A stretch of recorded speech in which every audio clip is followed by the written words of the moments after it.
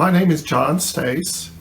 I'm a follower of Jesus in the Anabaptist Mennonite tradition, and my hometown is Mountain Lake, Minnesota, which is in the southwestern part of the state.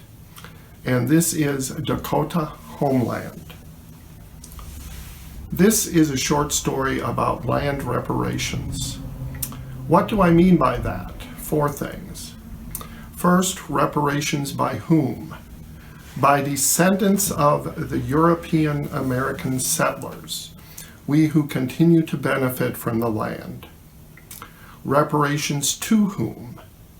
To indigenous communities who are seeking land justice. Reparations by what means?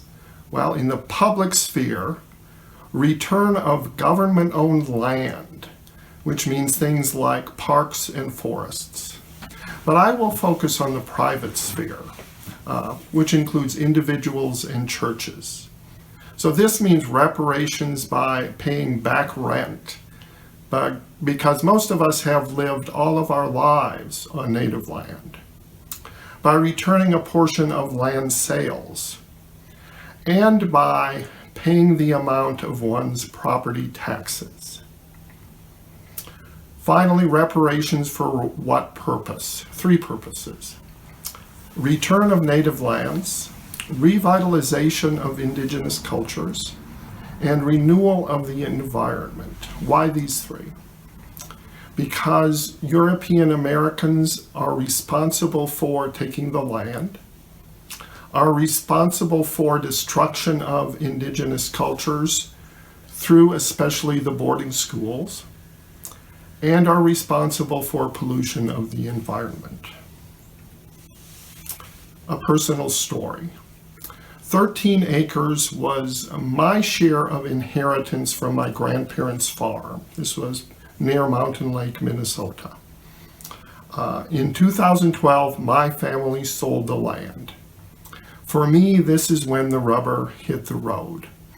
Would my actions reflect my values? I decided to return half the proceeds from my share to Native groups working for land justice, most to a group called Makoche Ikikchupi, which means land recovery in the Dakota language. I continue to raise awareness and raise money and organize among white people for native land return. But why return half? I recalled the biblical story of Zacchaeus, the rich tax collector who knew that in order to join the Jesus movement, he had to make a big change. So he returned half his wealth to the poor and 4 times as much to anyone he personally defrauded. The lesson was clear. If you benefit from an oppressive system, and if you are a follower of Jesus, then you must make restitution to those oppressed by that system. Zacchaeus was, in fact, a first-century practitioner of what we call today restorative justice. Restorative justice asks 3 questions. What harm was done to whom? The land was taken from the native people. How can the harm be repaired? Land return. Who is responsible for the repair? Descendants of the settlers. A key insight from the restorative justice movement is this. When the beneficiary of harm makes repair, then there is healing for both parties, both the oppressor and the oppressed.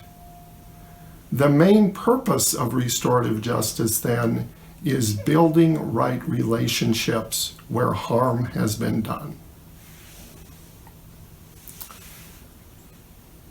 Following Jesus. Land reparations to Native communities is a way of following Jesus. It is a way of building right relationships. It is a way of modeling the reign of God.